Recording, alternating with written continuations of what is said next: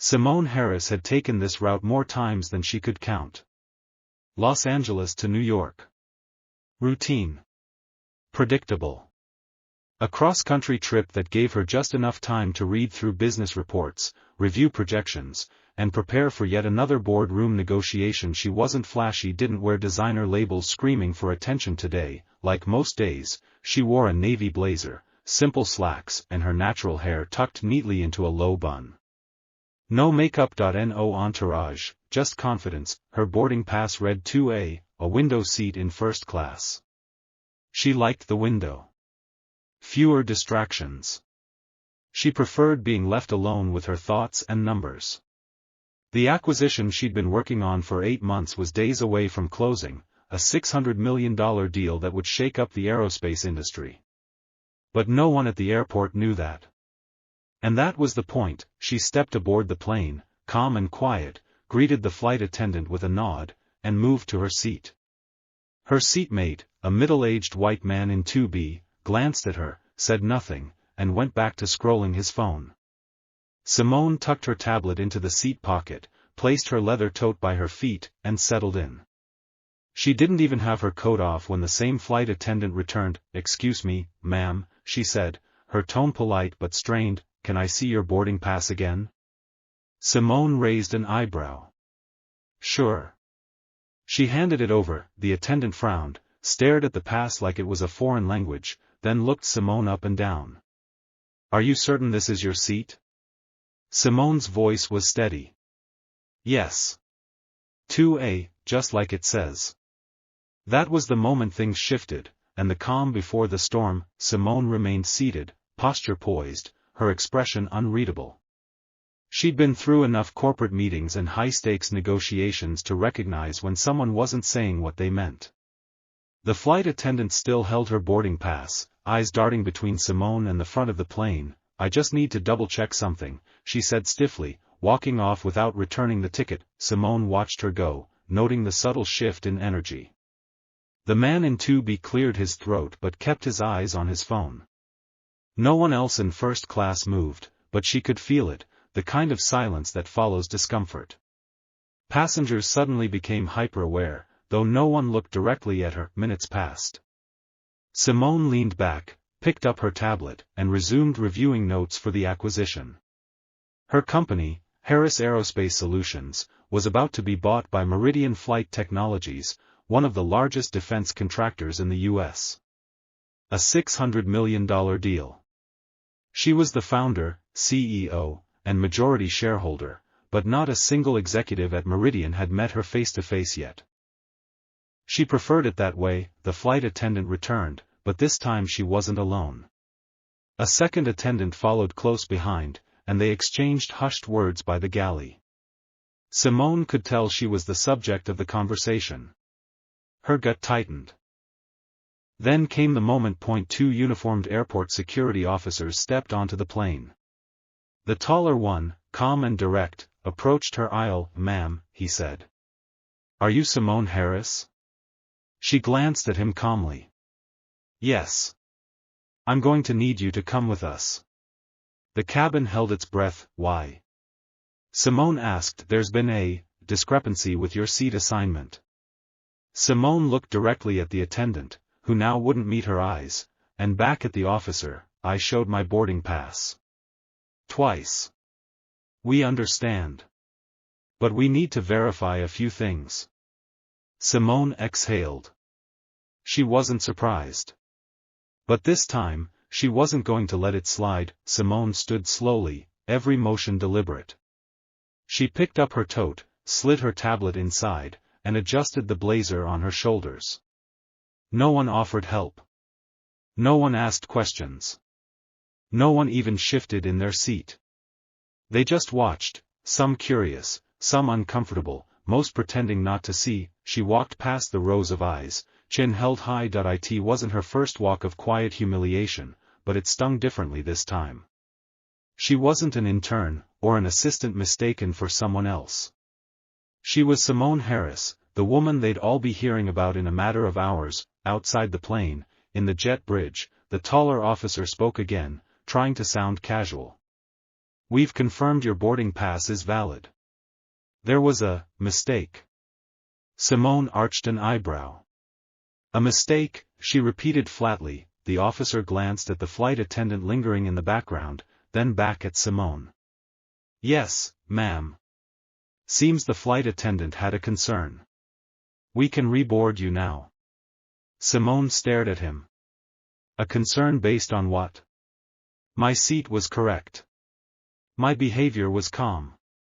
The only thing she could have possibly been concerned about was how I look. The officer said nothing. I'll take the next flight, Simone said sharply. Send me the rebooking details. She turned without waiting for an apology. Back in the terminal, she didn't pace. She didn't scroll on her phone or post a rage-fueled thread on social media. She sat upright near gate C-21, typing silently on her tablet. A folder labeled Contingency opened. Her fingers moved with purpose. The plan had just changed. She wasn't just going to attend tomorrow's meeting anymore, she was going to end it. Before it even began, most people in that airport had no idea who Simone Harris was. That was by design. For nearly a decade, she had built her company from the ground up in silence, no headlines, no interviews, no LinkedIn announcements. She let the product speak. She let the numbers speak louder. What nobody at Avalon Dynamics knew, what even most of her own staff didn't realize, was that Simone wasn't just the CEO of Harris Tech Innovations, she was the sole founder, the majority shareholder, and the final decision-maker, the very company Avalon had spent the last 8 months courting. The one they thought they were going to fold into their tech portfolio for $600 million? Yeah. That was hers. Simone had stayed behind the curtain on purpose. Let the team take meetings. Let the attorneys draft memos. Let Avalon think they were dealing with a faceless board. That illusion shattered the second she got off that flight. By the time the airline rebooked her in first class on the 6:45 p.m. route, it was already too late. The dignity she had carried into that cabin had been quietly shredded. No loud confrontation, no viral meltdown, just the kind of targeted disrespect that leaves bruises no one else can see. But Simone wasn't in the business of bruises, she was in the business of power. Back at her penthouse apartment in Manhattan that night, she didn't unpack. She didn't even sit down. She opened her laptop, reviewed the final documents Avalon's legal team had sent for signature, and deleted them. Then she drafted a single-line email, subject, Harris Tech withdrawal, we are no longer interested in acquisition discussions with Avalon Dynamics. Effective immediately. Click, sent. Let them feel what it's like to lose without knowing why, just like she did on that plane. At precisely 7:02 a.m. the next morning, the Avalon Dynamics executive floor was buzzing. Coffee orders were late. Keycards beeped urgently as top brass hurried into the 47th floor boardroom in Stamford, Connecticut. Today was supposed to be a victory lap. The Harris Tech acquisition was hours from final signing.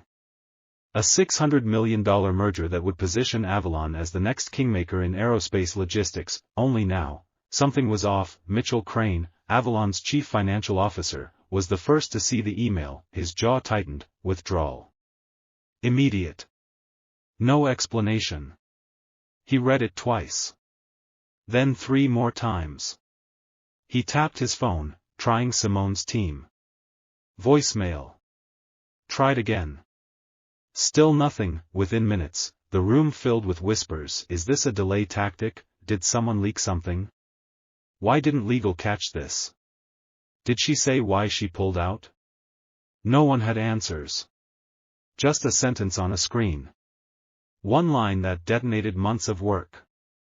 Mitchell stood at the front, looking at the stunned faces of Avalon's top minds. We need to figure this out.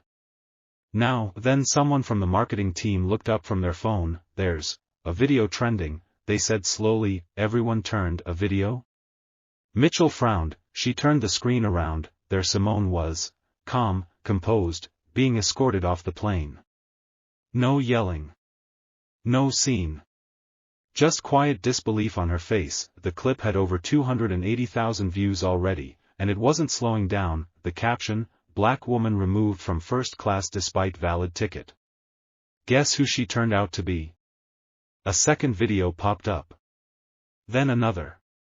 People were stitching together timelines, tagging airlines, posting outrage, connecting dots, and just like that, the executives realized, this wasn't just a lost deal, this was about to become a public disaster. By 9 a.m., Avalon's leadership was in full damage control mode. PR was pulled from their morning schedules. Legal started drafting internal memos. The words, containment, optics, and potential liability echoed through the halls like alarms in a fire drill, but the flames were already spreading. Twitter was ablaze. Hashtags like hashtag Simone Banner, hashtag FirstClassWhileBlack, and hashtag KnowHerName were trending across multiple regions. People weren't just angry, they were invested. They were sharing her story, relating it to their own experiences. Black professionals, especially women, were flooding the timeline with chillingly similar accounts. Sat in first class. Was asked if I was in the right seat. Wore a hoodie through business class. Got randomly searched. Success doesn't erase suspicion. The story had moved past Simone now. It had become the story, and worse, reporters had started connecting the dots. Someone at Bloomberg recognized her. A reporter who once interviewed Simone for a low-profile startup profile years ago dug up old files and made the connection. The woman in the video is Simone Banner, CEO and founder of Harris Tech, a private aerospace data firm. Sources confirm she walked away from a $600 million deal this morning with Avalon Dynamics. The article dropped like a bomb. By noon, every major outlet had picked it up: Forbes, TechCrunch, CNN Business, and the framing was deadly. Black CEO removed from first class, cancels multi-million-dollar deal hours later. Back in Avalon's boardroom, no one could look Mitchell in the eye. We didn't even recognize her. Someone mumbled, she never showed up on our radar. Another added, no background checks. No face-to-name briefings.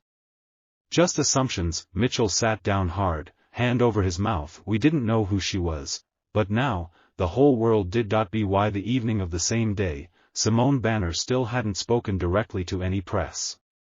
She hadn't posted a video, gone on live TV, or issued a press release through her assistant. She didn't need to. Instead, she composed one message, clean, direct, and without emotion, and posted it to her verified professional profile on LinkedIn. A few minutes later, the same message appeared on her company's official site and her dormant Twitter account. The caption read simply, a message from Simone Banner. And the statement itself, asterisk, I was removed from my seat in first class because someone thought I didn't belong there. Not because of protocol. Not because of a mistake. But because of perception. You saw a black woman with a valid ticket and decided that looked suspicious. I did not raise my voice. I did not argue. I did not cry. I left, and hours later, I chose not to do business with the company that thought I wouldn't notice. That's not revenge. That's clarity. I work too hard, and I've come too far, to teach people what respect should look like. This isn't just about business. This is about dignity. And you don't get to buy mine.